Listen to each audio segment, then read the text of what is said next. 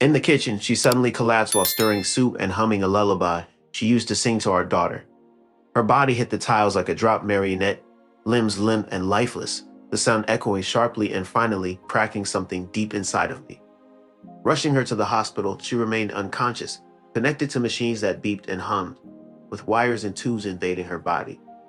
The atmosphere was filled with the eerie presence of artificial life. Despite the doctor's cautious words, it was a nurse who altered the course of events. She urgently instructed me to bring our daughter, Emma, to the hospital. Holding Emma's freezing hand, we entered the ICU together, not knowing what we were about to encounter inside. I didn't just steal my breath. It was as if it had been completely erased. That she was my wife, appearing pale and still, her fragile body connected to various medical devices. But it wasn't just her presence that struck me. Standing beside her was a man, tenderly grasping her hand and murmuring her name with a hint of sorrow in his voice.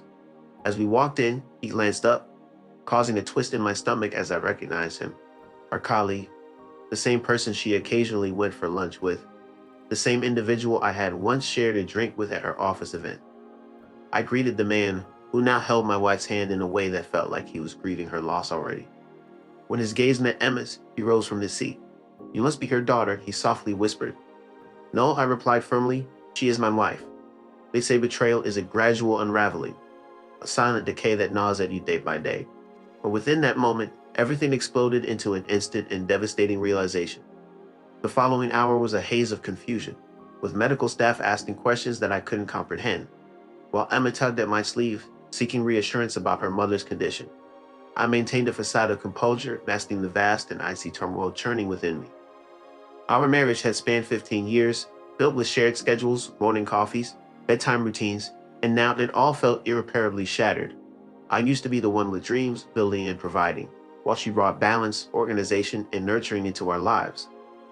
I thought she was full of light. Late night conversations, our baby sleeping peacefully, and whispered promises in the darkness are all memories that I held dear. I never forgot the moment she held my face and vowed never to lie to me.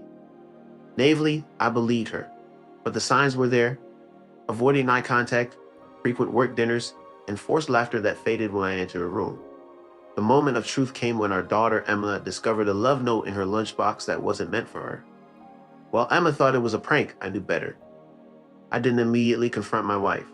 Instead, I sat in the garage that night, staring at the toolbox she gifted me on our 10th anniversary. Engraved on it was, "To my forever."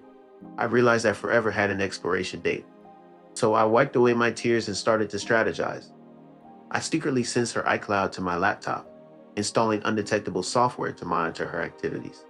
I saw everything: texts, photos, emails that she thought were hidden. It was deleted. He affectionately called her Sunflower, and she always referred to him in the same way. That was their special term. I kept a watchful eye on her movements and discovered that she wasn't heading to yoga as she claimed. Instead, she was going to room 409 at the Rosewood Hotel.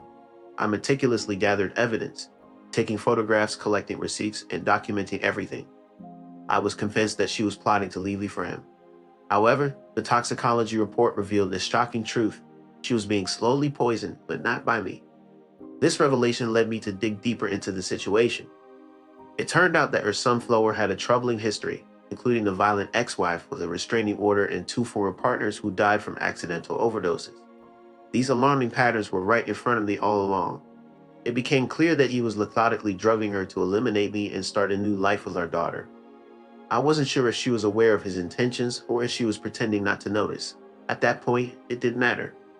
I had gathered enough evidence to expose their plan. I waited silently, allowing the hospital to conduct its tests and the doctors to discuss their findings. In the meantime, I consulted with a lawyer, updated my will, transferred all assets to a trust in Emma's name, and froze our accounts. 3 days after she woke up, I had already filed for full custody, with a pending restraining order against him. The divorce papers were prepared, but I needed one final moment. A definitive conclusion, something public and undeniable. So I arranged for a dinner meeting with both of them. I told her it was for closure. We gathered at her favorite Italian restaurant, where we used to celebrate anniversaries. Soft candlelight, crisp white linens, and familiar music filled the air. She appeared weary, while he exuded a sense of smugness. Before ordering, I slid a folder across the table. I explained that they both needed to see what was inside. The contents included incriminating evidence, photos of them together at a hotel, screenshots of their messages, GPS records, toxicology reports, and my petition for full custody. He froze in disbelief, and she turned pale. Quietly, I addressed her, accusing her of attempting to replace me, and then turned towards him, accusing him of trying to erase her. I stated firmly that I was aware of their actions, and that the hospital and soon the police would be too.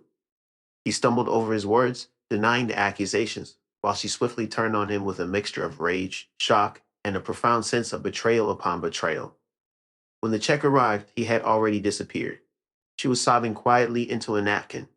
The divorce proceeded swiftly. I ended up with the house, the savings, and full custody of Emma. She was granted supervised weekends and a hefty lawyer's bill. He faded away like a coward running from the light. She now writes letters, pleading and explaining, but I choose not to read them. Emma is progressing well. She no longer inquires about him. As for me, I've come to understand that love devoid of honesty is mere theatrics. I've ceased clapping. Betrayal has been my greatest educator, teaching me the power of silence, timing, and precision. I don't regret my actions, only my blind trust.